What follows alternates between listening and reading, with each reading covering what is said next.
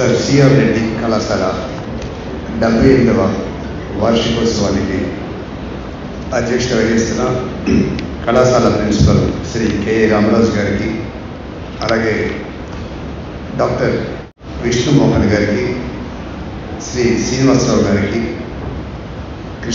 కృష్ణప్రసాద్ గారికి, వేదిక ముందు ఆహుతులైన ఈ కళాశాల సిబ్బందికి, అతిథులకు, పత్రికా విలేకరులకు ముందుగా హృదయపూర్వక నమస్సు, చిరంజీవులకు ఆశిస్తూ, అలాగే నన్ను పరిచయం చేసిన సోదరి సూర్యకుమారి గారికి ప్రత్యేక ధన్యవాదాలు. ఈరోజు ఈ కళాశాలకు రావడం నిజంగా ఒక పూర్వజన్మ స్మృతులేమో అని అనుకుంటున్నాను. నేను ఎందుకు అనుకుంటున్నాను అంటే, ఇక్కడ గడిపే ఈ గంట 2 గంటలు కూడా నా జీవిత కాలాన్ని పెంచే ఒక మధురమైన ఘట్టం. మా కళాశాలకు వస్తే మీ జీవితం ఎలా పెరుగుతుందని చెప్పి కొంతమందికి అనుమానం రావచ్చు. మనిషి బ్రతకడం వేరు, జీవించడం వేరు. ఈ సృష్టిలో పుట్టిన ప్రతి జీవి కూడా బ్రతుకుతుంది, కానీ ఒక మనిషికే జీవించే అవకాశం ఉంటుంది. అంటే బ్రతకడం అంటే నీకు ఎన్ని సంవత్సరాలు మనం అడిగినప్పుడు నాకు 60 సంవత్సరాలు 70 సంవత్సరాలు అంటే అదంతా కూడా మన బ్రతికిన పరిధి. దాంట్లో ఎంతకాలం జీవించేవు అంటే మహా అయితే 2 సంవత్సరాలు 3 సంవత్సరాలు మనం చెప్పగలం. కానీ కొందరు ఉన్నారు మహానుభావులు. ఇప్పుడు సిఆర్ రెడ్డి గారు కానీ, లేదంటే దామరాజు వెంకట్రావు గారు కానీ, అల్లూరి పాపినేని గారు కానీ, ఇట్లాంటి వాళ్ళు నాకుకోండి. వాళ్ళు ఎంతకాలం జీవించారు అంటే వాళ్ళ బ్రతుకులో సంపూర్ణంగా 80% వరకు జీవించేశారు. కాబట్టి వాళ్ళకి గతించినా ఈరోజు మనం వాళ్ళని స్మరించుకుంటున్నాం. అంటే జీవించే సమయం ఎప్పుడు వస్తుందంటే, ఒక మంచి పుస్తకం చదివినా, ఒక మంచి ప్రవచనం విన్నా, లేదు ఒక సేవా కార్యక్రమంలో పాల్గొన్నా, లేదు సొసైటీకి మనం ఏదైనా చేసినా, ఇట్లాంటివి అన్నీ కూడా ఏంటంటే జీవించిన క్షణాలు, మిగిలినంత బ్రతికిన క్షణాలు. పన్ని బ్రతుకుతుంది, మనం బ్రతుకుతున్నాం. అది పిల్లలు కంటుంది, మనం పిల్లలు కంటున్నాం. అది మలమూత్ర విసర్జన చేస్తుంది, మనం చేస్తున్నాం. మరి దానికి మనకి తేడా ఏంటంటే ఆ విచక్షణ జ్ఞానం. సో ఆ విచక్షణ జ్ఞానం కావడానికి చదువు అక్కర్లా. చాలామంది అనుకుంటారు చదువు కావాలని. చదువు అనేది ఒక ఓన్లీ విజిటింగ్ కార్డు. పూర్వకాలంలో అనేవారు విద్య లేని వాడు ఎంత పశువు అనేది. కానీ రామలింగారెడ్డి గారు కానీ బ్రతుకుంటూ కనిపిస్తుంది అలాంటి వాళ్ళు కూడా విద్య ఉన్నవాడే ఎంత పశువేమో అని చెప్పి. ఎందుకంటే విద్య ఉన్నవాడే మోటార్ సైకిల్ మప్తాలకి సౌండ్ చేస్తున్నాడు. విద్య ఉన్నవాడే విడాకులు ఇస్తున్నాడు. విద్య ఉన్నవాడే అమ్మాయిని ఇష్టపడిపోతే యాసిడ్ డాట్ చేస్తున్నాడు. విద్య ఉన్నవాడే బాంబ్ బ్లాస్టింగ్ లాంటి చేస్తున్నాడు. ట్విన్ టవర్స్ లాంటి పనిపెట్టాడు. ట్విన్ టవర్స్ పనిపెట్టిన అతను కూడా సివిల్స్ గోల్డ్ మెడలిస్ట్. కాబట్టి విద్యకి ఈ జీవితానికి సంబంధం లేదు. అది కావాలంటే కొన్ని నైతిక విలువలు కావాలి. ఆ నైతిక విలువలు కావాలంటే రామరాజు గారు పంపించారు మిషన్ స్టేట్మెంట్ 2 రోజుల క్రితం సిఆర్ రెడ్డి కళాశాల గురించి. అది చదివితే వాళ్ళ యొక్క దార్శనికత ఎంత ఊహించారు అని చెప్పి ఆలోచిస్తే ఆశ్చర్యం వేస్తుంది మనకి. ఎందుకు నేను ఇవన్నీ చెప్తున్నానంటే, భగవాన్ సత్యసాయిబాబా కూడా చాలా సందర్భాల్లో చెప్తుంటాడు, మనకు కావాల్సిన మార్కులు కాదు, రిమార్కులు లేని జీవితం కావాలి అంటాడు ఆయన. రిమార్కులు లేని జీవితం కావాలంటే నైతిక విలువలు కావాలి. ఆ నైతిక విలువలే ప్రధానంగా ఈ సిఆర్ రెడ్డి కళాశాల 78 సంవత్సరాలుగా నడుస్తుంది. అది వాళ్ళ యొక్క దార్శనికత. అలాగే బాహుబలి 1, బాహుబలి 2 రిలీజ్ కావడానికి 2 సంవత్సరాల గ్యాప్ వచ్చింది. ఆ 2 సంవత్సరాలు విపరీతమైన మనకి టెన్షన్, కట్టప్ప ఎందుకు పొడిచాడు చెప్పి.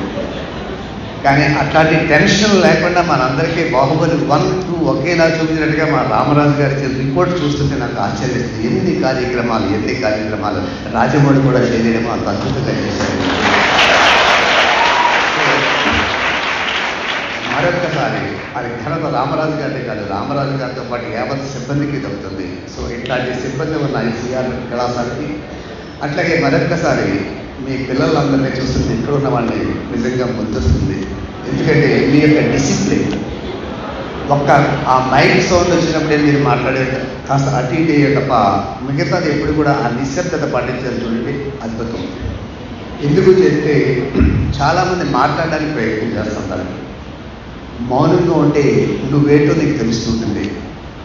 మాట్లాడటం మొదలుపెడితే మనం ఎంత ఎదగో పక్కవాడికి తెలుస్తుంది. కాబట్టి ఎక్కువగా మాట్లాడడానికి ప్రయత్నం చేయండి, ఎక్కువగా వెళ్ళడానికి ప్రయత్నం చేయండి, మౌనంగా ఉండడానికి ప్రయత్నం చేయండి. అందుకనే మాట వేయండి, మౌనం బంగారం అనుకుంటారు.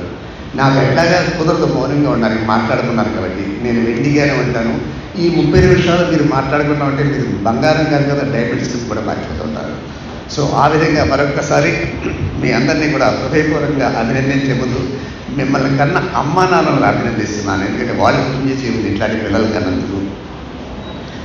ఎందుకు నేను ఇట్లాంటివి చెప్తున్నానంటే, అయోధ్య బాలరాముడు చెక్కినట్టుగానే గతంలో మీలో చాలామందికి తెలిసే ఉండొచ్చు స్టోరీ. ఒక శిల్పి ఒక విగ్రహం చెక్కడం కోసం ఒక కొండ దగ్గరికి వెళ్ళి ఆ కొండరాయి అంతా బాగుంది కదా అని చెప్పి అతను టెస్ట్ చేస్తున్నాక ఆ సెజలు ఇవన్నీ తీసి ఒక కొండని కొడుతుంటే ఆ రాత్రిని అది రిటార్ట్ అయింది. అయితే నన్ను కొడతావా, నా మీద కూర్చుంటావా, నా స్టేటస్ ఏంటి, నువ్వు నా మీద తొక్కడానికి వీలు లేదని చెప్పి అతను అట్లాగే వెళ్ళిపోతుంటే ఒక చోటకి వెళ్ళిన తర్వాత అదేం మాట్లాడలేదట. మాట్లాడిపోయిన తర్వాత అతను తీసుకున్నాడు, శిల్పాన్ని తయారు చేసాడు, అన్నీ అయిపోయింది. కొంతకాలం అయిన తర్వాత అదే రాయి ఆ దేవాలయంలో అర్చనామూర్తి కింద ఉంది ఒక రాయ. కొన్ని రాళ్ళు ఆ మెట్ల కింద మారి, కొన్ని రాళ్ళు ప్రహారీ గోడ కింద మారి, మొత్తం ఆ కొండ రాళ్ళని కూడా యాజిస్ట్రేషన్ చేశారు. మేమంతా ఒకే చోట ఉన్నాము, ఒకే చోట పెరిగాం కదా, అందరూ వెళ్ళి కొబ్బరికాయలు కొడుతుంటే అర్చనామూర్తి పూజ చేస్తున్నారు, మమ్మల్ని తొక్కుంటూ మెట్లు తొక్కుంటూ అక్కడికి వెళ్తున్నారు, మమ్మల్ని ఏమో గోర్ల కింద కాపలా పెట్టారు, మాకు వాళ్ళకి ఉన్న తేడా ఏంటి అన్నారు. అప్పుడు శిల్పి చెప్పాడట, నేను శిల్పి ఆ శుద్ధితో కొడుతున్నా ఏం చేసినా సరే మాట్లాడలేదు, అలా సరెండర్ అయ్యింది కాబట్టి అది ఒక అర్చనామూర్తి కింద మారింది. మీరు యాక్సెప్ట్ చేయలేదు, నేను ఎట్లాగే ఉంటాను అట్లాగే ఉంటానని చెప్పి ఎగోయిస్టిక్గా ఉన్నారు కాబట్టి మిమ్మల్ని మెట్ల కింద లేదంటే కొబ్బరికాయ కొట్టే రాయి కింద వాడేది అన్నారు. ఎట్లా ఈ రోజున అర్చనామూర్తుల కింద మీరంతా ఇక్కడ లోపల ఉంటే, మెట్ల రాళ్ళ కింద గుడి రాళ్ళ కింద బయట మమ్మల్ని వేస్తూ వాళ్ళంతా గెంతులు వేస్తుంటే వాళ్ళకి మీకు ఉండే డిఫరెన్స్ అనమాట. కాబట్టి ఎప్పుడు కూడా మీరు అర్చనామూర్తుల కిందే ఉండాలి అనుకున్నప్పుడు మీ యొక్క లక్ష్యం ఒకటే ఉండాలి. ఆ లక్ష్యం ఎలా ఉండాలంటే, నా యొక్క లక్ష్యం ఎప్పుడు కూడా నా అమ్మ నాన్న కళ్ళల్లో కన్నీరు చూడకూడదు. ఒకవేళ నీరు పట్టు వస్తే అది ఆనంద బాష్పాలు కావాలి. ఆ విధంగా నేను ఎదగాలి అని అనుకున్నప్పుడు పెద్దల గురించి కూడా మనం తెలుసుకోవాలి. కట్టమించి రామలింగారెడ్డి గారు బహుశా ఆ పేరు ఏదో అనుకుంటాను తప్ప ఒక గొప్ప దార్శనికుడైన. అలాగే ఆయన చదివిన తర్వాత కూడా ఏంటంటే ఆయనకి గైక్వాడ్ మహారాజ్ ఆయన ఏంటంటే విదేశాలకు పంపడం, అక్కడి నుంచి వచ్చిన అక్కడ యూనివర్సిటీలో చేయడం, తర్వాత మైసూరు వెళ్ళడం, మైసూరు యూనివర్సిటీ ఏర్పాటుకి కూడా ఆయనే కారకులు. అక్కడి నుంచి వచ్చిన తర్వాత మరొక సందర్భంలో చెప్పాలి అంటే ఆశుతోష్ ముఖర్జీ అని చెప్పి ఆయన బెంగాల్ యూనివర్సిటీలో ఆయన వైస్ ఛాన్సలర్గా ఉన్నప్పుడు రాధాకృష్ణని అక్కడికి రమ్మని చెప్పి కౌలించింది. నీకు బాగా ఆయన యొక్క పెర్ఫార్మెన్స్ అన్ని బాగున్నాయి కాబట్టి నువ్వు రావాలి అంటే సర్వేపల్లి రాధాకృష్ణ గారు అనుమానించారు వెళ్ళాలా వెళ్ళకూడదని. ఆ టైంలో ఆయనకి ఇన్స్పిరేషన్ ఇచ్చి, లేదు అట్లాంటి ఆశుతోష్ ముఖర్జీ లాంటి వాళ్ళు తెలడమే నీకు గొప్ప, అట్లాంటి యూనివర్సిటీకి వెళ్ళడం గొప్ప కాబట్టి ప్రోత్సహించి ప్రేరేపించి సర్వేపల్లి రాధాకృష్ణ పంపింది ఎవరంటే కట్టమించి రామలింగారెడ్డి గారు. సో అదే కాకుండా అక్కడికి వెళ్ళేటప్పుడు కూడా ఆయన చెప్పారు, నువ్వు ఇలాగ వెళ్ళకూడదు, నీ డ్రెస్ కోడ్ ఇవన్నీ మారాలి, కాబట్టి అందరిలాగా నువ్వు ఉండకూడదు, భిన్నంగా ఉండాలని చెప్పి తలబాగా పెట్టించింది కూడా సిఆర్ రెడ్డి గారే. సో రాధాకృష్ణ ఈరోజు మనం గురు పూజోత్సవం చూస్తున్న తలపాగా చూస్తాం తప్ప దాని యొక్క బ్యాక్గ్రౌండ్ ఎవరంటే సిఆర్ రెడ్డి గారు. అలాగే ఆయన గొప్ప సాహితీవేత్త, ఎన్నెన్నో కార్యక్రమాలు నిర్వహిస్తుండేవారు. ఆంధ్ర యూనివర్సిటీ ఆవిర్భావానికి కూడా ఆయనే కారకులు. అట్లాగే ఆయన ఆంధ్ర యూనివర్సిటీ కోసం డొనేషన్ అడుగుతున్న సమయంలో ఒక పెద్ద బిజినెస్ గ్రాడ్యుయేట్ లక్ష్మీనారాయణ అని చెప్పి ఒక ఆయన వచ్చి, నీకు ఎన్ని లక్షలు కావస్తే అన్ని లక్షలు ఇస్తాను, కానీ ఆ బ్లాక్స్ నా పేరు పెట్టు అన్నట్ట. పేరు కోసం అయితే నేను చేయలేదు, దాన్ని రిజెక్ట్ చేశారు.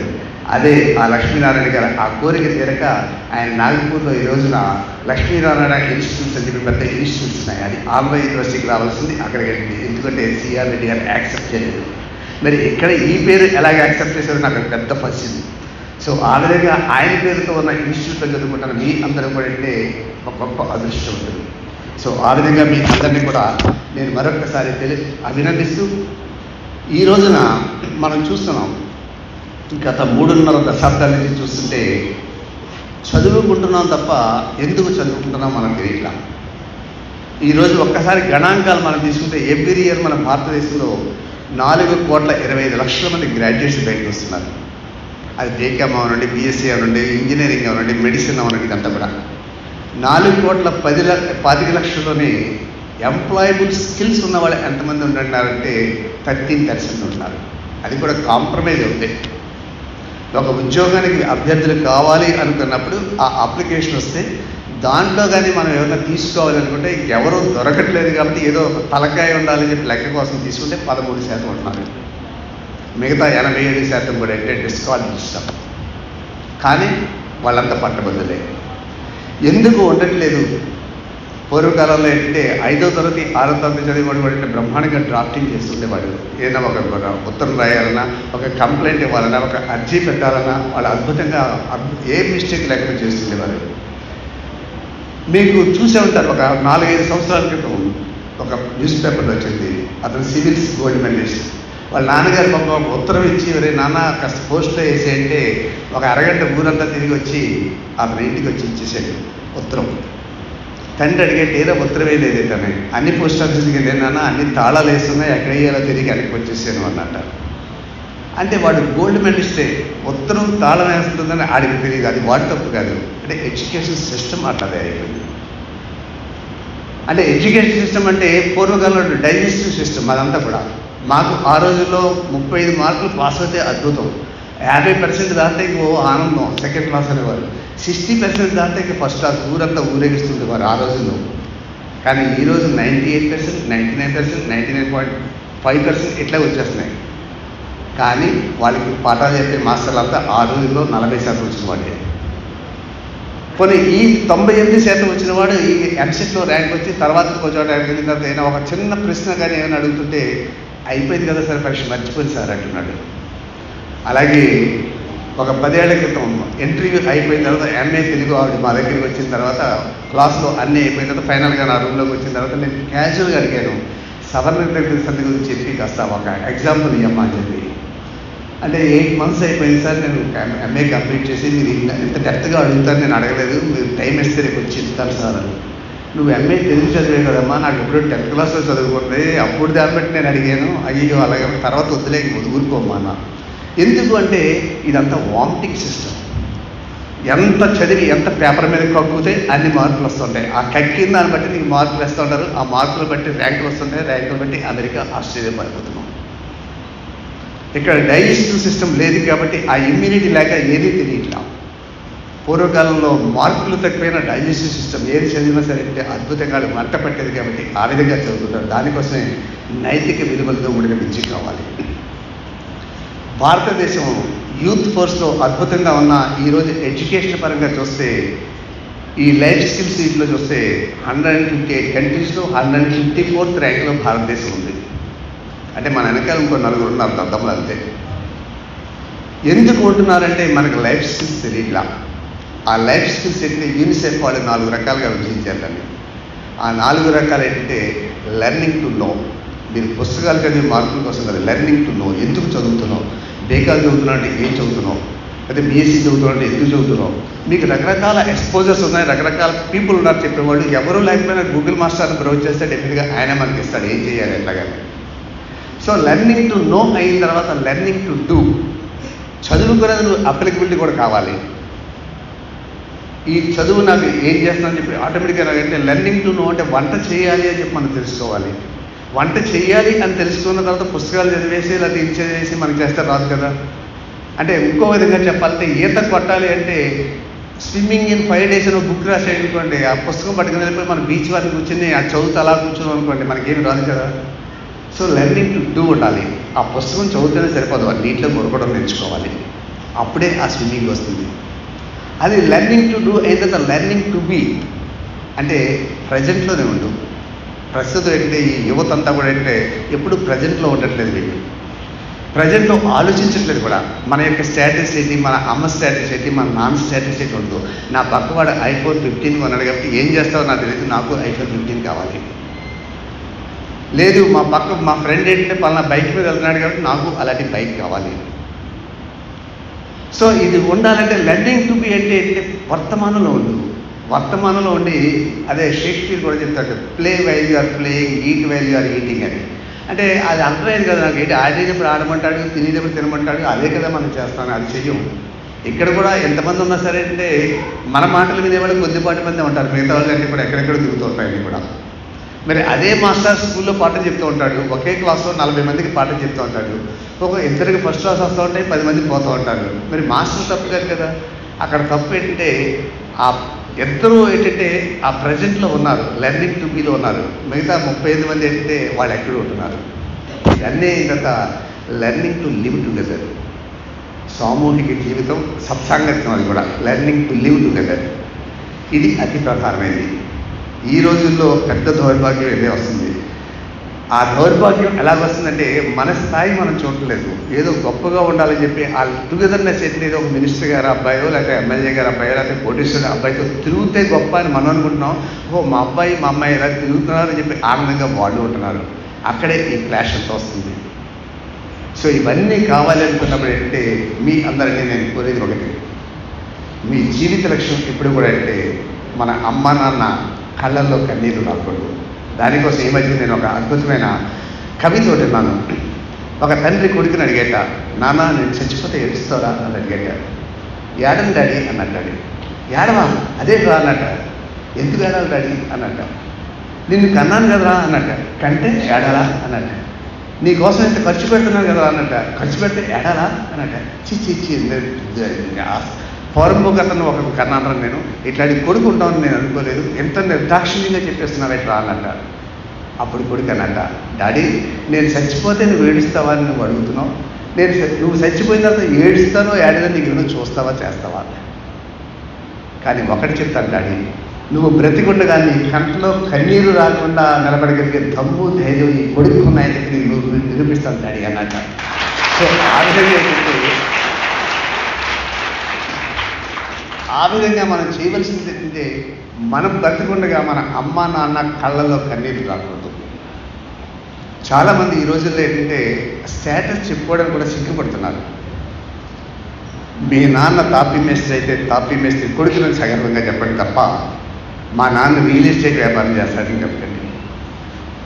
ఎందుకు చెప్పకూడదు, ఎందుకు చేయకూడదంటే ముందు ప్రౌడ్గా నేనేంటో నన్ను నిరూపించుకోవాలి. అదేవిధంగా అమ్మలు వీళ్ళందరూ ఏంటంటే ఇప్పుడు చాలామంది ఏంటంటే మా అమ్మ దరిద్రం, లేదంటే మా ఆంటీ పక్కగా మా అద్భుతంగా చూస్తూ ఇదంతా ఉంటారు. సో అమ్మ యొక్క గొప్పతనం చెప్పడం మీ అందరికీ తెలియదు కోసం కథల రూపంలో నేను చెప్తాను. ఎందుకంటే నేను వివేకానంద భక్తుని కాబట్టి. సో రామకృష్ణ వారు కూడా ప్రతి అంశాన్ని కథల రూపంలో చెప్పేవాడు కాబట్టి బహుశా మీలో కూడా చాలామందికి తెలిసే ఉండొచ్చు. ఆ కథ ఎలా ఉంటుందంటే ఒక పల్లెటూరులో భర్త చనిపోతే ఆ కొడుకుని ఆ తల్లే చదివిస్తుంది, అక్కడ ఇక్కడ పాచి పనులు చేస్తుంది. ఆ కుర్రవాడు 5వ తరగతి వచ్చిన తర్వాత ఎట్లాగే ఆ స్కూల్లో యానివర్సరీ జరుగుతుంటే ఆ యానివర్సరీలో ఈ కుర్రవాడు ఒక రోల్ ప్లే చేస్తాడు, ఎనాక్ట్ చేస్తుంటాడు. ఆ తల్లి చూడడానికి వెళ్ళింది. వెళ్ళిన తర్వాత ఆ తల్లికి ఏంటంటే కన్ను పోయి లొట్టపోయి ఇలాంటి కృషించిపోయి చూడడానికి చాలా కురిపిగా కనిపిస్తుంది. ఒక చిన్నపిల్లలు కదా, వాళ్ళు తెలియక మన్నాడు ఆ గేలు చేస్తారు, ఏడిపిస్తారు ఆ కుర్రవాడిని. మీ అమ్మేట బాబా అలా ఉంది రాక్షసులాగా, ఒక పూట చూడడానికి మాకు చాలా భయంకరంగా ఉంది, రోజు దాన్ని ఎలా చూస్తున్నారా అని. అంటే కుర్రవాడు మనసుకు గాయమైంది. ఇంటికి వచ్చి స్ట్రైట్గా చెప్పేసాడు, అమ్మ నువ్వు ఎప్పుడు మా స్కూల్కి రాదు, మా ఫ్రెండ్స్ ముందు ఎంత షేమ్ ఫీల్ అయ్యానో నేను, నువ్వు చూసి వాళ్ళు అన్నారు రాక్షసిగా ఉంది, ఎంత కురుపుగా ఉంది ఇట్లా అని చెప్పి అన్నారు, కాబట్టి ఎప్పుడు నీ మొక్కం మా ఫ్రెండ్స్కి చూపించుకొని. తల్లి మాట్లాడాలి, కష్టపడి చదివించేది. కుర్రవాడు ప్రయోజకుడయ్యాడు. ఎంత ఉన్నా సరే కష్టాలన్నీ కూడా భరిస్తూ ఆ కుర్రవాడిని గ్రాడ్యుయేషన్ అయిపోయింది. అదృష్టం కొద్ది పక్క టౌన్లోనే అతనికి ఉద్యోగం కూడా వచ్చింది. కానీ తల్లికి చెప్పకుండానే ఆ కుర్రవాడు అంటే పెళ్లి చేసుకున్నాడు, 2 పిల్లలకి అన్నాడు. కొంతకాలానికి తల్లికి తెలిసింది మనవలు పుట్టారు. ఆ పీక బంధం తెచ్చుకోలేక మొత్తం మీద అడ్రస్ ఏదో పట్టుకుని ఆ ఇంటి దగ్గర నుంచే కాస్త ఏదో ఆవిడకి తోసిన ఏదో చిగడీలు ఇట్లాంటివన్నీ కూడా చేసి ఆ మనవల కోసం అని చెప్పి ఆ పట్టుకుని వెళ్ళింది. వెళ్ళి ఆ గుమ్మం దగ్గరికి వెళ్ళి ఆ మనవలిద్దరిని కేకేసి ఆప్యాయతగా ఆలింగనం చేసుకుని మీ నాన్నమ్మను రా నేను అందరికీ ఈ లోపల కొడుకు స్కూటర్ మీద వచ్చాడు. ఎవరు నువ్వు పిచ్చిదల్లో ఉన్నావు ఎవరు అంటాడు. మర్చిపోయి పెట్టరా నీ అమ్మని రా. నా అమ్మ మా అమ్మ ఎప్పుడూ చచ్చిపోయింది అని చెప్పి ఒక పిల్లలిద్దరిని లోపల పొమ్మంటాడు.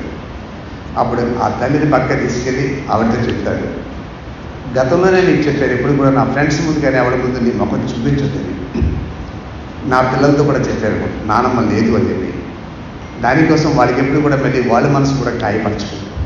కాబట్టి ఇక్కడి నుంచి బయటకు పోతాడు, ఏం మాట్లాడకుండా వెళ్ళిపోతుంది. తర్వాత కొంతకాలం పోయిన తర్వాత ఒక 10-15 సంవత్సరాలు పోయిన తర్వాత ఓల్డ్ స్టూడెంట్స్ రీయూనియన్ అంతా కూడా ఆ ఊళ్ళో కలుస్తారు. కలుస్తుంటే అప్పటికే అంటే ఆ ఊరు వల్ల వాల్యూ పెరిగింది, రియల్ ఎస్టేట్ అంతా నడుతుంది. ఇతనికి సొంత ఊరు వెళ్ళడానికి ఇష్టం లేకపోయినా వాల్యూ పెరిగింది కాబట్టి ఆ ముసలిది చచ్చి ఉంటుంది వాడికి, ఆ స్థలం అనుకుంటే కాస్త మన మీద కొనుక్కోవచ్చు కదా అని చెప్పి ఆ ఊరు వెళ్తాడు. ఊరు రూపురేఖలు మారిపోయినాయి. మారిపోయిన తర్వాత ఆ పట్టుబడే కాస్త టైం పట్టింది. చూస్తే అక్కడికి వెళ్ళి చూసి ఆ అడ్రస్ చూస్తే పల్లా వాళ్ళు అంటే చెప్పారు ఇంకే బాబు అంటే. లక్కీగా ఆ పాక అలాగే ఉంది. ఓహో ఇది మా ఇల్లు, ఎవరో కబ్జా చేయలేదు అనమాట, అంతా బాగానే ఉంది అని చెప్పి ఈ ముసలిది లేవు అంటే అనుమానిస్తూ లోపలికి వెళ్ళండి. ఆ తల్లి అలాగే ఉంది కానీ నిద్రపోతూ ఉంది. అమ్మో ఇది ఇంకా బతికే ఉందా, ఇది అమ్మేద్దాం అనుకున్నాం అని చెప్పి వెళ్ళి కదుపుతాడు. ఎలాగా అమ్మా అంటాడు. చనిపోయి ఉంటుంది. చనిపోయిన దగ్గరికి మళ్ళీ ఊపుతాడు ఏంటని చెప్పి ఆ చేతిలోంచి చిన్న కాగితం పడుతుంది. ఆ కాగితం తీసి చదువుతాడు. ఆ కాగితంలో ఇట్లా రాస్తుంది ఆ అమ్మ, బాబు నువ్వు 4వ తరగతి చదివేటప్పుడు ఆ వేషం వేస్తుంటే ఎట్లా ఉన్నావో చూద్దామని చెప్పి నేను వచ్చినప్పుడు నా కన్ను చూసి నీ స్నేహితులంతా కూడా నిన్ను బాగా గేలి చేశారని చెప్పి గాయపడ్డావు మనసు. ఎప్పుడు నీ ముఖం చూపించొద్దాను. కానీ మనవలు పుట్టిన తర్వాత ఆ పేగుబంధం తెంచుకోలేక నేను వాళ్ళని చూడటం కోసం వచ్చాను. అప్పుడు కూడా నేను లక్ష్మిగా పిచ్చిది అని బయటికి గెట్టేశావు, భరాయించాను. ఈ రోజున మీ పూర్వ విద్యార్థులంతా కూడా ఈ ఊరు వస్తున్నారు అని చెప్పి తెలిసింది. నువ్వు కూడా వస్తావని నాకు తెలుసు. నువ్వు వచ్చినప్పుడు నిన్ను చూడకుండా నేను ఉండలేను. ఒకవేళ వస్తే మళ్ళీ నీ స్నేహితుల ముందు మళ్ళీ నిన్ను చిన్నపుచ్చిన వారిని అవుతానేమో అని చెప్పి రాకుండా ఆగలేను. సో ఉండలేక ఆగలేక ఆత్మహత్య చేసుకున్నాను. కానీ పోయిన తర్వాత నన్ను నీకు విషయం తెలియాలి. నువ్వు 2వ తరగతి చదువుకున్న ఈ రోజుల్లో గోటిపల్లి ఆడుతుంటే ఆ గోటిపల్లి డైరెక్ట్ వచ్చింది, కంటికి తగిలి ఆ గుడ్డి జారిపోయింది. పట్టణం వెళ్ళి చూపిస్తే ప్రాణమన్న గుడ్డి ఎవరినేస్తే ఆ గుడ్డి తీసి రిప్లేస్ చేద్దామంటే నీకంట ఎవరో చెప్పి నా ఎడం కన్ను గుడ్డి తీసి నీకు అమర్చాను. నువ్వు చూసే గుడ్డు నా గుడ్డిది. దానివల్ల ఆ కన్ను లొట్టపోయి నన్ను అందరికారికి అన్నా సరే భరాయించాను. ఎందుకంటే పేగు బంధం. ఇప్పుడు చనిపోయినందుకు కూడా నేనేం బాధపడలా. ఎందుకంటే నేను చనిపోయినా నీ కళ్ళతో నేను లోకాన్ని చూడగలను. కానీ పిల్ల పాపను జాగ్రత్తగా చూసుకోకపోవడం. ఆ ఉత్తరం చదువుతుంటే కళ్ళంట నీళ్ళు వచ్చి అక్షరాల మీద పడి అక్షరాలు చెందిపోతున్నాయి, కానీ అమ్మలేదు. కాబట్టి మాతృమూర్తి యొక్క రుణం మీరు తీర్చుకోలేదు. కాబట్టి ఎవడో ఇబ్రాహిం గారు ఇలాగ అన్నాడు, ఇంకోడు ఇలా అన్నాడు. గబుక్కని మొమెంటరీ టెంప్టేషన్స్తో మీరు అట్రాక్ట్ అయిపోకండి. లవ్ అనేది రియల్ లవ్, పేరెంట్స్ యొక్క లవ్.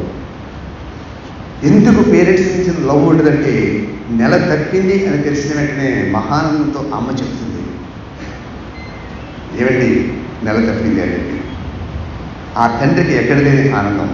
ఒక మహారాజు కూర్చున్నాడని చెప్పి అక్కడి నుంచి అతను మెంటల్గా ప్రిపేర్ అవుతాడు. ఆ 5 నెలలు ప్రతి నెల నువ్వు తన్నులు ఎన్నికలు చూసి ఆనందంగా ఉండిపోతుంది. లోపల శిశువు హుషారుగా బాగా వస్తున్నాడని ఆ తండ్రి కూడా ఖర్చులు తగ్గించుకుంటుంటాడు. రేపు హాస్పిటల్కి ఎలా ఉంటుందో, రేపు ఏమవుతుందో చెప్పి. ఆ తర్వాత మనకులాగా కోరికలు కూడా అమ్మ చంపుకుంటుంది, మనలా చేయలేదు. ఈ ఇష్టం అని చెప్తుంటే ప్రతిదీ ఆలోచిస్తుంది. పొరపాటు పులుపు ఎక్కువ తినేస్తే, స్వీట్ ఎక్కువ తినేస్తే లోపల శిశువు ఏమవుతుందా అని చెప్పి. ఒకవేళ పడుకోవాల్సి వచ్చినా ఎటు పడుకుంటే శిశువు నొక్కేస్తామని చెప్పి పడుకునేటప్పుడు కూడా సరిగ్గా పడుకోలేదు. 9 నెలల పాటు అలాగా నీ కోసం నిరీక్షిస్తూ చూస్తూ ఉంటుంది. ఆ 9 నెలలు కూడా మీ నాన్న కట్టిన బట్టే కడుతూ ఉంటాడు, లేదా చిరిగిన చెప్పు వేసుకుంటాడో తెలియదు కానీ ప్రతి పైసా కూడా ఏంటంటే రేపు ఏమవుతుందని చెప్పి మన కోసమే పనిచేస్తున్నాడు. అది అయిన తర్వాత ఆ 9 నెలలు వచ్చిన తర్వాత సాధారణంగా చెప్తుంటారు, డెసిబిలిస్లో చెప్తుంటారు. ఇది మనం ఒక్కసారి గిలుకుంటే అమ్మ అంటాం, అదే ఎదురువాడికి వెళ్తే బాబోయ్ అంటుంటాం. కానీ అట్లాంటి గిల్లులు ఇవన్నీ కూడా కేవలం 0.05 డెసిబిల్స్ అది. కానీ అమ్మ ఆ ప్రసవం వచ్చినప్పుడు ఆ పడే వేదన 54 డెసిబిల్స్ ఇది. అంటే ఒకేసారి 23 ఎముకలు ఇస్తే ఎంత పెయిన్ వస్తుందో అంత పెయిన్తో మనకి ఈ జన్మిస్తుంది. ఇచ్చిన వెంటనే ఒకేసారి కేరమని మన వెడికి నింపిన వెంటనే సర్వం మర్చిపోయి తన స్థానాల మీద పరిచిపోయి నిన్నే లోకంగా భావిస్తుంటుంది. ఆ రక్త మాంసాలను చూడకుండా ఆ నాన్న కూడా అట్లాగే చేతుల మీద పెట్టుకుని ముద్దులాడేస్తుంటాడు. అక్కడి నుంచి మొదలవుతుంది. సంవత్సరం పాటు అమ్మ నాన్నలు సరిగ్గా పడుకోరు. ఎందుకంటే మనం చేసే మలమూత్ర విసర్జనలు కానీ చూడడం, ఆ బట్టలు బతుకడం, ఆ డైపర్స్ మార్చడం ఇవన్నీ చేస్తుంటారు. తర్వాత ఆ నాన్నకి జబ్బు వచ్చినా సరే ఒకసారి డాక్టర్ చూపించుకోండి, డబ్బై లేదు తగ్గిపోతే అంటాడు. ఎందుకంటే హాస్పిటల్కి వెళ్తే బిల్ ఏమవుతుందో పిల్లవాడు ఏమవుతాడో అని చెప్పి వాడు మన కోసం సాక్రిఫైస్ చేస్తుంటాడు. ఇంత సాక్రిఫైస్ చేసి మొత్తం మన యొక్క బట్టలు కూడా కుట్టించుకోకుండా మన స్కూల్ ఫీజులు మన యూనిఫార్మ్ కోసం వాడు అంతా సర్వస్వం త్యాగం చేస్తూ వాళ్ళిద్దరూ గుట్టిగా బ్రతుకుతూ ఆ కన్నీరు బయటికి కనపడకుండా మీ ఆనందం కోసమే వాళ్ళు జీవిస్తుంటారు. ఒక 15 ఏళ్ళు 20 ఏళ్ళు వచ్చిన తర్వాత మనకు స్వతంత్రం వచ్చింది, మనకేదో చేస్తామని చెప్పి మనం అనుకుంటూ వాళ్ళ గుండెల మీదే మనం తంతున్నాం. ఈ రోజున ఒక్కసారి వాళ్ళు ఫస్ట్లో వెళ్ళి ఏదో క్యాంటీన్లో 5 స్టార్ చాక్లెట్ ఇచ్చాడు, అయితే మోటార్ సైకిల్ మీద అటు చాక్లెట్ తీసుకెళ్ళాడు కదా. ఫస్ట్లో you must get from your parents. అదే కాంట్రిబ్యూషన్ అదే మనకి ఇవ్వాలి. ఇక్కడ అమ్మల పాత్ర కూడా ఉంది. అది కూడా ఒక సంఘటన మీకు చెప్తాను. ఎందుకు అంటే ఒక రోజున ఇలాంటి మాట్లాడిన ఒక కుర్రవాడు చాలా బుద్ధిమంతుడుగా మా అమ్మ మాటే వినాలి అనుకున్నాడు. ఆ తల్లి కూడా చెప్పింది కదా, సత్సాంగం చెయ్యి అని. భగవాన్ రమణ మహర్షి చాలా సందర్భాల్లో చెప్తుంటాడు, అట్ట బాగుంది కదా నీకు పుస్తకాన్ని చదివేకు, వీడు మంచి బ్రాండెడ్ ఐటమ్స్ వేసుకుని మంచి బండి మీద వస్తున్నాడు కదా నీకు వాడితో ఫ్రెండ్షిప్ చేయకు. సో వాడి యొక్క భాష, వాడి యొక్క వేషం చూసి ఫ్రెండ్షిప్ చేయకు, అట్ట బొమ్మ చూసి పుస్తకం చదువుకుంటాడు ఆయన రమణ మహర్షి. అదేవిధంగా ఆ తల్లి చెప్తుంది కుర్రవాడికి, బాబు మన స్థితి ఇది, నీ నుంచి మేము ఇది ఆశిస్తున్నాం. ఎట్టి పరిస్థితుల్లోని కూడా నువ్వు నీ స్థాయి కంటే పెద్దవాళ్ళతో తిరుగు, వీలుంటే నీ స్థాయి కంటే చిన్నవాళ్ళతో తిరుగు. నాకు ఒకే చెప్పు ఉంది అని చెప్పి బాధపడేవాడికి ఏంటి, అసలు కాళ్ళకి చెప్పి లేనని చూస్తే నేను ఎంతో దృష్టి అనుకుంటాం. కానీ మనం ఏం చేస్తామంటే నాకు ఒక చెప్పేటి మా నాన్న దరిద్రులు ఇట్లాంటి వాళ్ళు కడుపు పుట్టాను నేను, ఆ రీబ్యాక్ షూ వేసుకుంటానని చెప్పి అది చూస్తుంటాం మనం. కాబట్టి నీ స్థాయికి మించికి ఎప్పుడు కూడా చూడకు. నీ స్థాయి లేదంటే నీ స్థాయి కంటే తక్కువ వాళ్ళతో తిరుగు, వాళ్ళ కష్టాలు చూడు, మీ అమ్మా నాన్న కష్టాలను అర్థం చేసుకో. ఇది అర్థం చేసుకున్నప్పుడంటే ఆ తల్లి కూడా చెప్పింది, 80% ఇలా తిరగకూడదు అలా తిరగకూడదు. కుర్రవాడు 100% సిన్సియర్. ఒక రోజు డిసెంబర్ 31 వస్తుంటే ఫ్రెండ్ వచ్చేది ఇట్లాగా మఫ్లర్ సైలెన్సర్ గారిని తీసేసి జామ్ అంటే వచ్చేది, వెళ్దాం బీచ్కి అన్నాడు. నేను రాను నీతో అన్నాడు. ఇదేంటి రా అన్నాడు. మా అమ్మ చెప్పింది, నేను నా స్థాయి వెళ్తే తప్ప నేను నా సైకిల్ కూడా లేదు, నడిచేది వెళ్తే వెళ్తాను తప్ప నేను రాను. అయినా మన డిసెంబర్ 31 కాబట్టి మా అమ్మతో నేను ఏదో గుడికి వెళ్దాం అనుకున్నాను ఈ రోజున అన్నాడు. అమ్మ కూర్చుని వాళ్ళు ఎలా బతుకుతారా ఎట్లాంటిది ఇలా అలా ఇన్వెస్టిగేట్ చేస్తాడు. ఎప్పుడు కూడా అదే కదా, పాలు ఇంటికి తెస్తే మనం అడుగుతుంటాం పాలల్లో నీళ్ళు కలిపేవాని, కానీ సారా షాపులకు వెళ్ళి మనం క్యూలో నిలబడి ఆ యాసిడ్ని తగ్గిస్తుంటాం. మంచి ఎప్పుడు అట్రాక్ట్ అవుతుంది, చెడు అట్రాక్ట్ అవుతుంది. అది ఇన్స్పైర్ చేశాడు. చేసిన కుర్రగాడికి మాట కాలాలకి మోటార్ సైకిల్ ఎక్కాడు. ఆ మొత్తానికి బండి ఎక్కేవారు అన్నాడు, ఫ్రెండ్ డ్రైవ్ చేస్తాను.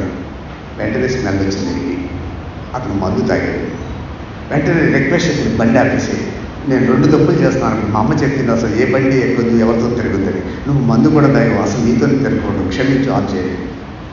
చిచ్చి ఎలా వైజాగ్ బీచ్లో ఆడపిల్లలు తెగేస్తున్నాను, మగవాడు ఎలా అంటామని చెప్పి వెళ్ళి నేర్చుకుంటాడు. కానీ వెళ్ళలేదు. అదే స్పీడ్ వెళ్తున్నాడు. ఈ లోపల సడన్గా ఒక వెహికల్ అవతల పక్కకి రావడం, క్రాష్, అంతే. డ్రైవ్ చేసిన వాడికి ఏం అవ్వలేదు, కానీ ఈ కుర్రవాడికి మటుకైతే హెడ్ అయింది. కాస్త సెమీ కాన్షియస్లో ఉన్నాడు. అప్పుడు అనుకుంటున్నాడు, అమ్మ నీ మాట తప్పేనమ్మా, చెబదాటాను, నీ మాట చెబదాటడానికి యాక్సిడెంట్ అయింది, నేను బ్రతుకుతానో లేదో తెలియదు, ఎవరన్నా వస్తారో నన్ను రక్షిస్తారో కూడా తెలియదా, అందులో నేను బ్రతుకు 108 అని అనిపిస్తుంది. వెళ్ళి వెంటనే అదృష్టం అమ్మ 108లోకి వస్తుంది, నన్ను తీసుకెళ్ళిపోతుందేమో, అమ్మ నన్ను తీసుకెళ్తానమ్మా, హాస్పిటల్కి వెళ్ళానమ్మా. హాస్పిటల్కి వెళ్ళినప్పుడు మళ్ళీ అక్కడ అమ్మ బూట్ల శబ్దాలు వినిపిస్తున్నాయి, డాక్టర్లు వచ్చి ఉంటారమ్మా, అమ్మ నన్ను ఐసీయూలో తీసుకెళ్తున్నారమ్మా. కానీ తెలియని నిస్త్రాన్ని వచ్చేస్తుందమ్మా. అమ్మ నాకు ఒకటే అనిపిస్తుంది, నువ్వు చెప్పినట్టుగా నా స్నేహితులు కూడా వాళ్ళ అమ్మ చెప్పుండొచ్చు కదమ్మా, ఇట్లాంటి తిరుగుడు తిరగరా, ఇట్లాంటి మందు చేయకూడదు కదా అని చెప్పి. ఆడమ్మ కూడా అలా చెప్పుంటే ఆడు బాగున్నా నేను బాగుండు కదమ్మా అన్న. అంతలోనే మళ్ళీ అతనికి మరీ సెమీ కాన్షియస్ పూర్తిగా అన్కాన్షియస్ వెళ్ళిపోతుంటే అప్పుడు అంటాడు, అమ్మ బ్రతికే అవకాశం నాకు లేదు. కానీ పైకి వెళ్ళిన తర్వాత భగవంతుడితో చెప్తాను, ఇందులో నీ తప్పేమీ లేదు, తప్పంతా నాదేవి, ఎందుకంటే అమ్మ మాట చెబుతాడేది కాబట్టి. కానీ ఆ భగవంతుని ఒకటి అడుగుతానమ్మా, మా అమ్మలాంటి అమ్మలు అందరికీ ఎందుకు ఇవ్వలేదు అని చెప్పి ఆ భగవంతుని ప్రశ్నిస్తానమ్మా. అదే కాదు, మళ్ళీ ఇంకోటి కూడా కోరుతాను, మళ్ళీ జన్మంటూ ఉంటే మళ్ళీ నీ కడుపునే పుట్టి మళ్ళీ ఆ రుణం తీర్చుకునేలాగా వరం ప్రసాదించుకుని ఆ భగవంతుడిని అడుగుతానమ్మా అంటూ ప్రాణం వదిలేసేది. కాబట్టి అమ్మ మాట చెబుతానికండి, నాన్న మాట చెబుతానికండి, అది త్యాగస్థంగా కనిపిస్తుంటాయి. ఎందుకు కనిపిస్తుంటాయంటే దానికి కూడా మీకు ఒక కథ చెప్తాను. ఒకటి ఎట్లాగే నస పెట్టేస్తుంటే కొడుకు నువ్వు ఇలా చేయి, ఫ్యాన్ కట్టట్లేదేంటి, లైట్ వేయట్లేదేంటి, ఇలా వేయట్లేదేంటి అని చెప్పి ఇంటికి వచ్చిన వెంటనే షట్టింగ్ మాట. నా కర్మ కొద్ది పుట్టే నీళ్ళు కట్టుకుని ఈడేంటి నస ఎప్పుడు పాతకాలం తండ్రి అది తిట్టుకుంటూ ఉండేవాడు. కానీ కొంతకాలం అలవాటు అయిపోయింది. తండ్రి నష్టపడలేక అలవాటైపోయింది. ఇంటికి వచ్చిన చెప్పులు అక్కడ పెట్టడం, ఫ్యాన్ కట్టేయడం, మంచి భోజనం చేస్తే ప్లేట్ అక్కడ పెట్టడం, ఇవన్నీ కూడా అలవాటైపోయింది. డిగ్రీ పూర్తయింది. డిగ్రీ పూర్తయిన తర్వాత ఇంటర్వ్యూకి వెళ్ళాడు. ఇంటర్వ్యూలో చాలామంది ఉన్నారు. బయట క్యాంపస్లోకి ఎంటర్ అయ్యేటప్పటికీ మీ సిఆర్ రెడ్డి కళాశాల పెద్ద క్యాంపస్, కార్పొరేట్ క్యాంపస్ అది. ఆ క్యాంపస్లోకి వెళ్ళేటప్పటికీ ఒక చోట లాన్కి అట్లా బైక్ పెట్టేసి ట్యాప్ అలా వదిలేసేది. ఇది అన్కాన్షియస్గా ఏంటంటే ప్రాక్టీస్ మేక్స్ పర్ఫెక్ట్ అంటుంటారు. అలవాటు అయిపోయింది కదా, అది చూసినట్టే కట్టి ఇది అనుకోకుండా నేను కట్టేసాడు గబగబా. అక్కడి నుంచి లోపల మెయిన్ హాల్లోకి వెళ్తున్నారు. ఆ లోపలికి వెళ్ళిన చెప్పులు చల్లాచెల్లిగా ఉన్నాయి. ఇది అలవాటు అయిపోయింది తండ్రి యొక్క నస వల్ల. గబగబా చెప్పులన్నీ ఒక ఆటోలో సర్దేశాడు. లోపలికి వెళ్ళి కొన్ని చోట్ల ఫ్యాన్ తిరిగేస్తున్నాయి, అక్కడ ఎవరో లేరు. గబగబా ఎక్కడైతే చదవలేదు అక్కడ ఫ్యాన్లు అది కట్టేశాడు. అందరూ ఇంటర్వ్యూకి లోపలికి వెళ్తున్నారు, టక్ టక్ అని వచ్చేస్తున్నారు. ఈ లోపల ఈ టర్న్ వచ్చింది. లోపలికి వెంటనే యూఆర్ అపాయింటెడ్ అన్నారు. లేదు సార్ నన్ను ప్రిన్సిపల్ అయిపోయిందని అపాయింటెడ్ అన్నారు సార్. ఇప్పుడు మోడర్న్ టెక్నాలజీ అంటే మిమ్మల్ని ఇంటర్వ్యూలో మీ మార్కులు ఎవరు అడగరు, ఎక్కడికెక్కడ సీసీ కెమెరా పెట్టి మీ బిహేవియర్ చూస్తూ ఉంటారు. వాళ్ళు కూడా సీసీ కెమెరాలు పెట్టి ఇది ఇంటర్వ్యూలో పార్ట్, అక్కడ ట్యాప్ వదిలేదు, ఇక్కడ చెప్పులు కొట్టేది, అక్కడ ఫ్యాన్ వదిలేదు, అన్నీ కూడా ఎవరికి డిసిప్లిన్ ఉంది, ఎవరికి ఇంటిగ్రిటీ ఉందని చూడడం కోసం చూస్తే ఒక్కడు కూడా పట్టించుకోలేదు. నీ ఒక్కడే పట్టించుకున్నా కాబట్టి నీలాంటి ఎంప్లాయీ మాకు కావాలని చెప్పి ఎంప్లాయ్మెంట్ ఇచ్చేది. ఇంటికి వచ్చిన తర్వాత తండ్రి అడిగేట, ఇరే బాబు ఉద్యోగం వచ్చిందని. ఇన్నాళ్ళు తిట్టుకున్నాను నాన్న, ఈ ఉద్యోగం నాకు కాదు నీకు వచ్చింది నాన్న అన్నట్ట. నాకు రావడానికి రానట్ట, నాకు రావడానికి రానట. నువ్వు చెప్తుంటే నేను నసాన్ని తిట్టుకునేవాడిని, నాకు తెలియకుండానే అన్నీ చేయడం వల్ల ఏంటంటే నన్ను ఇదంతా చేశారు. ఓ క్రమశిక్షణలో ఎంత ఉందన్నమాట, పెద్దల మాటలో ఎంత ఉందన్నమాట, నన్ను క్షమించిన నాన్న అని చెప్పి కాళ్ళకి తన మొట్టమొదటిసారిగా పెట్టేట. సో ఆ విధంగా మీ అందరినీ కోరేది ఏంటంటే చదువు చదవండి, చదువుతో పాటు సంస్కారం నేర్చుకోండి, సంస్కారంతో పాటు సంపాదన కూడా చేయండి. కానీ ఆ సంపాదన అయితే మంచి సంపాదన చేయండి. ఈరోజు మనం చూస్తున్నాం, ఈవెన్ ఐఏఎస్ కూడా జైలు ఒకసారి మన విశాఖపట్నం సెంట్రల్ జైల్లో మా లయన్స్ క్లబ్ తరఫున ఒక మాట్లాడడానికి వెళ్ళాను నేను ఖైదీలతో. ఆ మాటలన్నీ అయిపోయిన తర్వాత జైలర్తో కూర్చున్నాం. ఆ రూమ్లో కూర్చున్న తర్వాత అప్పుడు సార్ విశేషాలు ఎలా ఉంది, మీ కొత్త జైలు చాలా బాగుందంటే అది ఇది అన్నాను నేను. కొత్త జైలు బాగోవడం కాదండి, కొత్త ఖైదీలు కూడా భయంకరంగా ఉన్నారండి అన్నాడు ఆయన. కొత్త ఖైదీలు ఏంటంటే అందరికీ సుప్రీం అంటే ఇప్పుడు అడ్మినిస్ట్రేటివ్ ఆఫీసర్ అంటే ఎలా ఉండేదండి. ఇప్పుడు మా దౌర్భాగ్యమో మా కర్మో తెలియట్లేదు, ఐఏఎస్ను కూడా మేము దీంట్లో పెట్టవలసి వస్తుందండి. అంటే అప్పుడు శ్రీలక్ష్మి గారు అప్పుడు జైల్లో ఉన్నారన్నమాట ఇప్పుడు. సో ఐఏఎస్ను కూడా మేము జైల్లో పెట్టవలసి వస్తుందండి. అంటే ఒక సివిల్ అడ్మినిస్ట్రేటివ్ ఆఫీసర్లు కూడా జైల్లో ఉన్నారంటే సమాజం ఎంత అయిందో చూడండి. దానికోసం ఒక చైనీస్ సామెత ఉంది, మనిషి తన విజ్ఞానంలో ఆకాశంలో పక్షుల వేగంలో నిలుచుకున్నాడు, చేపలాగా నీటిలో ఎదురు నిలుచుకున్నాడు, కానీ మనిషిలాగా ఈ భూమి మీద నడవడం నేర్చుకుంటున్నాడు. సో ఆ నడకలు నేర్చుకోవాలంటే కొంత చదువు కావాలి, కొంత సంస్కారం కావాలి, కొంత పెద్దల పట్ల వినయం కావాలి. దానికోసం ఈ మధ్యన ఒక అద్భుతమైన వ్యక్తి ఇంటర్వ్యూ చేస్తూ ఆ యాంకర్ ఆ ఇంటర్వ్యూ అతను అడిగింది, అంత పెద్ద పర్సనాలిటీ, మీ హీరో ఎవరండి అని. ఈ హీరో అన్నాడు ఆయన. ఉంటారు కదా ఎవరో ప్రభాసో లేకపోతే పవన్ కళ్యాణ్ ఎవరు ఉంటారు కదా. నాకు అలాంటి వాళ్ళు ఎవరు లేరు వాళ్ళు. ఓ మీ ఏజ్ పెద్దది కదా, ఎస్పీ రంగారావు, ఎన్టీ రామారావు లేకపోతే నాగేశ్వర వాళ్ళు ఎవరు ఉంటారు, వాళ్ళు కాదు వాళ్ళు. మీకు అసలు హీరోనే లేరా. వాళ్ళు హీరోలు ఏంటి, వాళ్ళు సినిమా యాక్టర్లు అన్నాడు. సినిమా యాక్టర్లు ఏంటంటే వాళ్ళ హీరోలు వర్షిప్ కదా, పాలాభిషేకం ఇవన్నీ భద్ర కూడా వేస్తున్నారు కదా, సినిమా రిలీజ్ అవుతుంటే మీరు వాళ్ళ హీరోలు కాపాడేటండి. మీకు తెలియక అమాయకంగా చేస్తారు, వాళ్ళ హీరోలు కాదు. వాళ్ళు కేవలం నటిస్తూ డబ్బులు సంపాదిస్తున్నారు. ఎందుకు నటిస్తూ డబ్బులు సంపాదిస్తున్నారంటే వాడు వేసుకునే డ్రెస్ వాడికి కాదు, ప్రొడ్యూసర్ పట్టాడు. వాడు చెప్పే డైలాగ్ వాడికి కాదు, ఎవడో మాటలు రచయిత ఎవడో రాస్తాడు. వాడి పాటే పాట వాడు కాదు, ఎవడో పాడతాడు. ఆ రచయిత వాడు కాదు, వాడు చేసే స్టంట్ వాడి కాదు, ఎవడో డూప్ చేస్తాడు. సో ఏది చూసినా వాడికి కాదు, వాడికి వెళ్ళాలంటే అది తీసుకునే డబ్బుతే. కాబట్టి వాడికి హీరో ఎలాగ అవుతాడు? నేను ఈరోజు ఇలా నేను మాట్లాడుతున్నాను అంటే నాకు ఈ దేహాన్ని ఇచ్చిన మా అమ్మ నాన్న నా ఫస్ట్ హీరోగా అడగదు. అదేవిధంగా నేను ఈరోజు ఇంత శక్తివంతంగా మాట్లాడుతున్నానంటే నాకు ఆహారాన్ని అందిస్తున్న ఆ రైతు నా హీరో వల్ల నేను. అదేవిధంగా ఈరోజు ఇంత సుఖశాంతితో నేను ఉంటున్నానంటే, ఇంత కంఫర్టబుల్గా నేను బ్రతుకుతున్నానంటే -0 కూడా కుటుంబాలను వదిలేసి దేశ పరిరక్షణ చేస్తున్న నా సైనికులు నా హీరోలు వల్ల. సో ఈ హీరోలు కూడా అక్కడికి మీరు హీరోలు అయిపోతారు. సో ఇదెవరు మనకు కూడా రాదు. వాళ్ళు 3 గంటల సినిమా కోసం పారితోషికం తీసుకుని నటిస్తూ పోతుంటారు. మీరు ఆ 3 గంటల సినిమాను చూసి, వాళ్ళ యొక్క డ్రెస్సులు చూసి, వాళ్ళ యొక్క హెయిర్ స్టైల్ చూసి, ఈ మధ్యన కొంతమందిని చూస్తే నాకు అనిపిస్తుంది, చెట్లు కొట్టేస్తున్నారు, ఎలాగరా బాబు పిచ్చిగూళ్ళు అన్నీ ఎలా పోతాయి కొట్టి ఈ కుర్రగాళ్ళ యొక్క పిచ్చిగూళ్ళు చూసి ఒక పర్లేదు కొంతవరకు బాగానే ఉందేమో అనిపిస్తుంది. కాబట్టి అంటే ఇలాంటి వెక్కిలి వేషాలు చేయండి మీరు. సో ఆ వెక్కిలి వేషాలు చేస్తే ఏమవుతుంటే వాళ్ళు ఏదో ఒక హీరోని చూసి, ఒక క్రికెటర్ చూసి మనం చేసి ఎదవపోతాయి అన్నీ కూడా. సో మీ నాన్న ఎలా ఉన్నాడు, మీ అమ్మ ఎలా ఉన్నాడు, మీ మాస్టర్ ఎలా ఉన్నారు, దాన్ని ఇంజెక్ట్ చేయడానికి ట్రై చేయండి. సో అది చేస్తే అది అభివృద్ధి చెందుతుంది. సో ఆ విధంగా చేయాలని చెప్పి మరొకసారి తెలియజేస్తూ ఒక ఇంగ్లీష్ నవల్లో ఒక అద్భుతమైన ఒక విషయాన్ని చెప్పి ముగిస్తాను. అంత ఏంటంటే ఎండమూరి వీరేంద్రనాథ్ గారు దానికి అంటే విజయానికి 7 మెట్లలో ఉంది, దాన్ని తెలుగులో తర్జుమా చేసి ఆయన చెప్పాడు.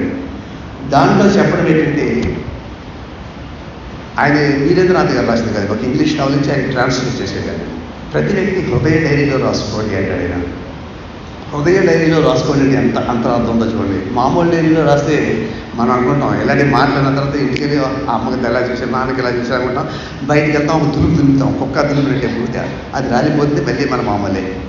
కొంతమందికి ఎక్కడో చోట అది అంటుకుంటుంది. సో ఆ హృదయ డైరీలో ఎందుకంటే సపోజ్ ఏంటంటే గొప్ప కోసం నేను చెప్పట్లేదు.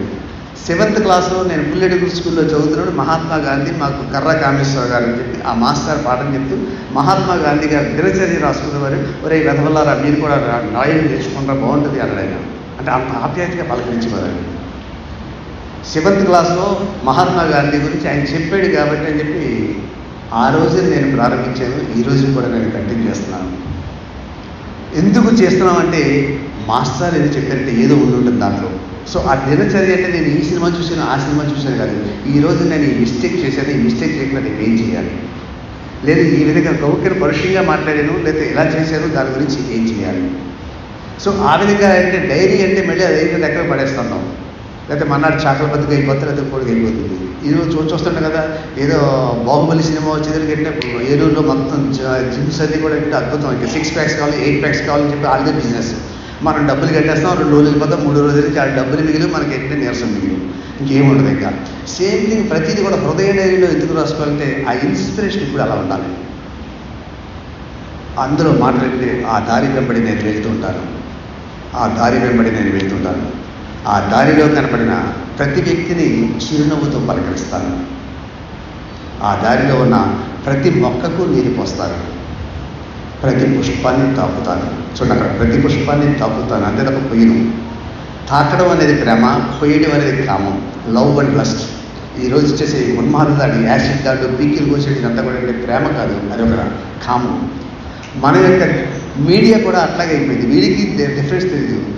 వీడు కూడా ఒక యాసిడ్ దాడి జరుగుతుంది, పేపర్లో వస్తున్నారు, మరో ప్రేమోన్మాది ఘాతకం ఉంటున్నాడు, మరో ప్రేమోన్మాది ఘాతకం చూసి ఓహో ప్రేమ ఉన్నవాళ్ళు ఎలా చేయాలని చెప్పి ఇంకోటి ఘాతకం చేస్తాడు. అది ప్రేమ కాదురా వెధవ కామ అని చెప్పి రాయాలి, అది రాయట్లేదు.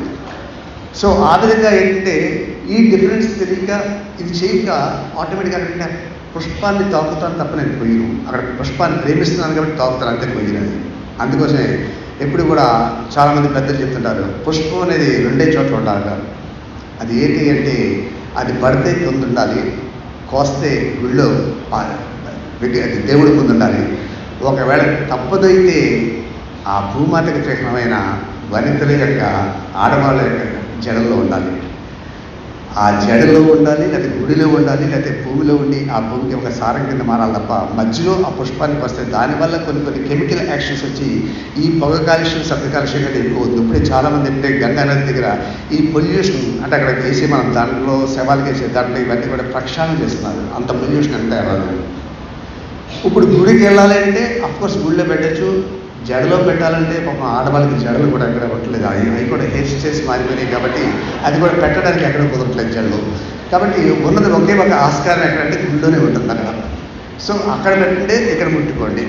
ఎందుకు నేను చెప్తాను, నేను విమర్శించట్లేదు. అంటే పూర్వం పెద్ద పెద్ద కవితలు వచ్చినాయంటే ఆడదాని యొక్క జడ చూసి ఒక కవిత రాస్తుండేవారు. ఇప్పుడు కొత్తిమీర కట్టంత కూడా ఉండట్లేదు వాళ్ళకి. కాబట్టి వీడియో కవిత రాస్తారు కాబట్టి సాహిత్యం కూడా కరిగిపోతుంది. సో ఆ విధంగా మనం చెప్పేది ఏంటంటే సంస్కారాన్ని మర్చిపోకండి. Change is inevitable. అంటే ఎప్పుడు కూడా చెప్తుంటారు, కార్ల్ మార్క్స్ చెప్పిన, స్వామి వివేకానంద చెప్పిన, ఈ సృష్టిలో మారింది ఏంటంటే ఒక మార్పు ఒకటి అంటాడు. మార్పు మారాలి, మార్పు కావాలి, కానీ ఆ మార్పు ఏంటంటే బేస్లో వదలకూడదు, మన సంస్కృతిని వదలకూడదు. అంటే ఎప్పుడు కూడా ఏంటంటే విమానాలు ఉన్నాయి కొన్ని గ్రౌండ్ కంట్రోల్ వదిలేసి అది ఎక్కడికైనా వెళ్ళిపోయింది అనుకోండి, రాజశేఖర రెడ్డి గారి హెలికాప్టర్గా పడిపోతుంది. గ్రౌండ్ కంట్రోల్ ఇప్పుడు ఉండాలి. సో అదేవిధంగా మన సంస్కృతిని వదలకండి. వెస్టర్నైజేషన్ కావాలి మనకి, దాంతోపాటు మనం చేంజ్ తీసుకురావాలి.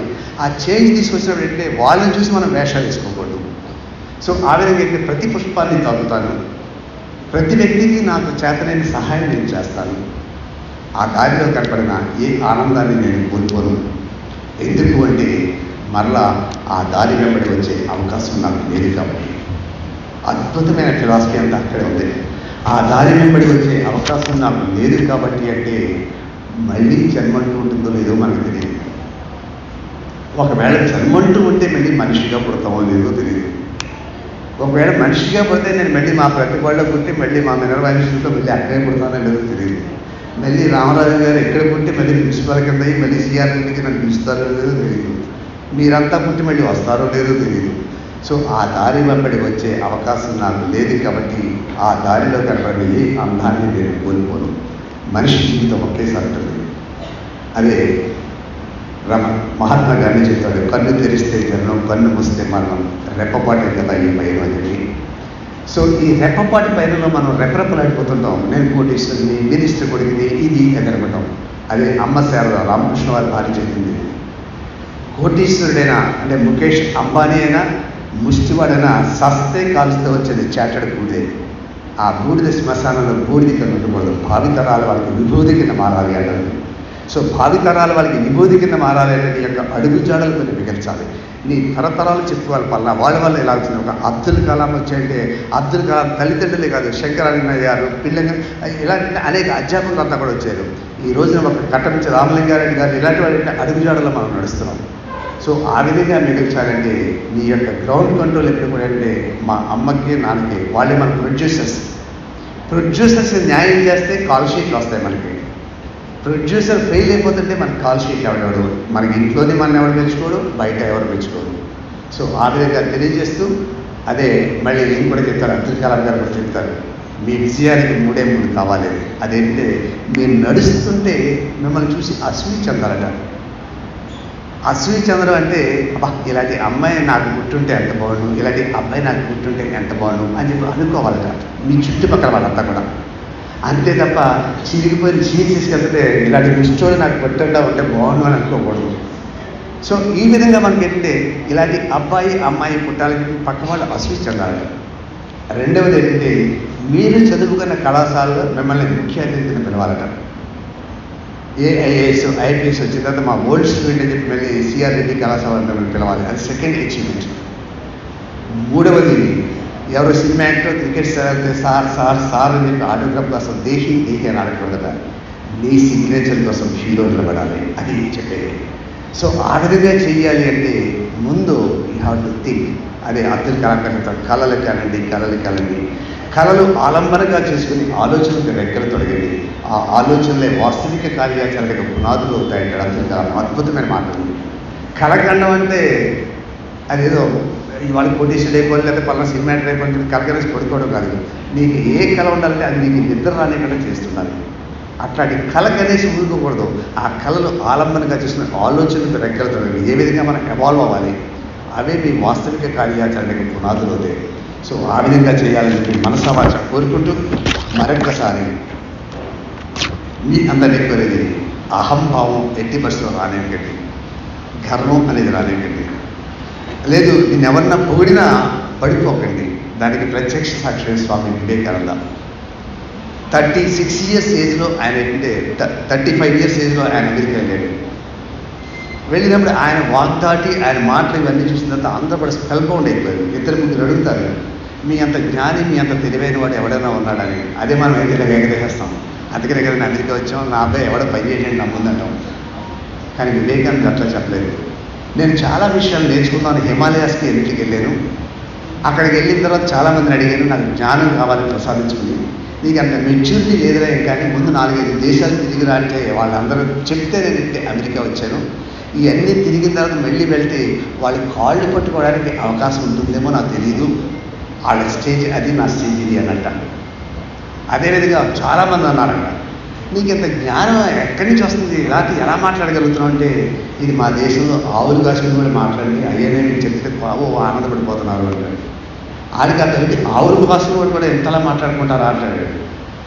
ఇది నేను చెప్పేదంతా భగవద్గీత నుంచే చెప్తున్నాను. భగవద్గీత ఎవరంటే కృష్ణుడు, ఆయన ఆవులు కాసుకున్నాడు కదా, అది చెప్పింది నేను మీకు చెప్తాను, అంతకుమించి ఏం చెప్పట్లేదు అంటారు. సో ఆ విధంగా ఏంటంటే ఎక్కడికక్కడ తగ్గించుకుంటూనే వచ్చాడు ఆయన. అలాగే 93 నుంచి 97 వరకు కూడా పాశ్చాత్య దేశాలన్నీ తిరిగి ప్రపంచాన్ని పాదాక్రాంతం చేసుకుని తిరిగి వస్తుంటే ఆ షిప్లో ఎక్కడ చిన్న ఐలాండ్ కనబడినా అక్కడికి వెళ్ళి ఆ షిప్ దగ్గరికి వెళ్ళి అతను పైలట్ దగ్గరికి అతను అడిగేవాడట, ఆ క్రూజ్ దగ్గరికి వెళ్ళి ఆ కనిపించింది మా భారతదేశమేనా, కనిపించింది మా భారతదేశమేనా అని. ఎప్పుడైతే ఇలాగంటాడో ఆ షిప్ వాడు ఏంటంటే అన్నట్ట, బాబు మీ దేశం వచ్చినప్పుడు నేను చెప్తాను పడుకోమంటాడు.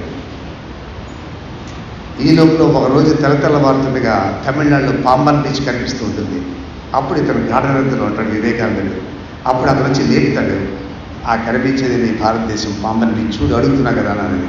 అక్కడే ఆనంద బాష్పాలు మరి కన్నీలో తెలియదు ఆయన పటపట ఏడుస్తూ ఆ షిప్ మీద సాష్టాంగ నమస్కారం చేసేది.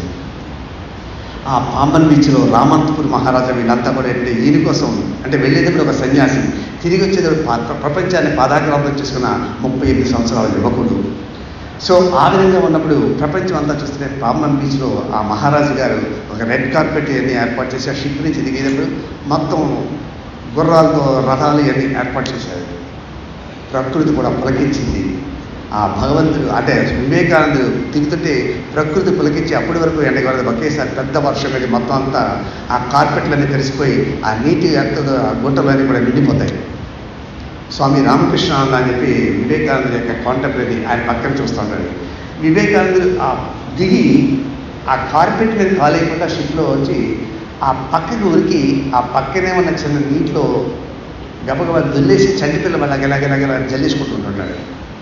ఇతను చెప్తాడు, నువ్వు పూర్వం నరేంద్రుడు కాదు, ఇప్పుడు దేశం అంతా నీ కోసం చూస్తుంది, మహారాజు అక్కడ వెయిట్ చేస్తున్నాడు, నువ్వేంటి ఇలాగ పిచ్చివాళ్ళ ప్రవర్తిస్తున్నావు అంటే ఇవన్నీ నాకు కాదు. 4 సంవత్సరాలు నా మాతృదేశాన్ని విడిచి ఆ సంస్కారం అదంతా కూడా నా తిన్న తిండి లోపల ధూళి ఇదంతా కూడా దాంతో నిండిపోయింది. మళ్ళీ నా పాశ్చాత్య ధూళి అంతా ఇక్కడ ఉండకూడదు, నా భారతదేశం నా మాతృదేశం ఉన్నాను కాబట్టి ఈ విధంగా ఉండాలి, కాబట్టి నన్ను పునీతం అవనంటే ఆ మాటల మీద రామానంద మహారాజా వెంటనే గుర్రాలు నింపేమని చెప్పి స్వామీజీని దాంట్లో ఎక్కించుకుని ఆయనే ఆ రామానందపూర్ మహారాజా పురవీధుల్లో ఆయన స్వామీజీని నడిపించుకోవడానికి లాక్కుంటూ వెళ్తుంటాడు. సో దానికోసం అయితే ఎప్పుడు 4 రోజులు సింగపూర్ వెళ్తే ఇండియా దరిద్ర దేశం అనేసింది, అసలు ఇండియా యొక్క గొప్పతనం తీసుకోవాలి. సో ఆ విధంగా జనని జన్మభూమి ఇచ్చా స్వర్గాదపి గడియేసిన విధంగా ముందు మీ అందరినీ చేరుకోలేదంటే ఈరోజు రాత్రి ఇంటికి వెళ్ళిన తర్వాత మీ స్క్రిప్ట్ మీరు రాసుకోండి, నేనేం చేయాలి అలా చేయాలి. రేపొద్దు నుంచి అయితే మీరు ఆ స్క్రిప్టే మీ కబోర్డ్లో ఉండాలి. దేవుడి దండం పెట్టినా పెట్టబడిపోయినా చూడాలి, ఇది అవ్వాలి ఇది అవ్వాలి అని చెప్పి అనుకున్న తర్వాత రేపు ఉదయం వెళ్ళి వెంటనే ఉదయం లేచిన తర్వాత మళ్ళీ దేవుడి దండం పెట్టుకోకండి. ముందు మీ అమ్మతో చదివితే అమ్మ, నాన్నతో చదివితే నా దగ్గరికి వెళ్ళి ముందు ఒకసారి వంగి కాళ్ళకి దండం పెట్టండి. అవి కంగారు పడతారు. ముందు ఏ తేడా వచ్చింది, ఏదైనా మీటింగ్కి వెళ్ళింది, ఏంటి ఎప్పుడు మనకు అలవాట్లేదు కదా, ఏంటి ఇలా ప్రవర్తిస్తున్నావు అంటారు. లేదమ్మా, ఎందుకు అనిపించేది ఎన్నాళ్ళు నేను ఆలోచించలేదు, మీ యొక్క గొప్పతనం మీ కళలు నెరవేర్చడం కోసం నేను ఏదో అనుకున్నానమ్మా అంటే ఒకేసారి ఆలగ్యం చేసుకుని నా బంగారు తల్లిరా, నా బంగారు నాన్నరా, నిజంగా నువ్వు ఖండం నా అదృష్టం అని చెప్పి పొంగిపోతూ ఆనందం పులకించిపోతుంది. ఆ స్పార్క్ ఒకటి చూడండి, ఆ వచ్చిన స్పార్క్ ఒకసారి చూడండి, తిరుపతి లేకపోతే అయోధ్య మీరు వెళ్ళకలేదు, ఆ స్పార్క్ చూడండి. ఆ స్పార్క్ చూసిన తర్వాత ఎప్పుడు కూడా ఇదే స్పార్క్ మా అమ్మ నాన్నలో ఉండాలని చెప్పి వాళ్ళ కాళ్ళ మీద ప్రతిజ్ఞ చేయండి. I'm sure all will get success. అది అబ్దుల్ కలాం గారు.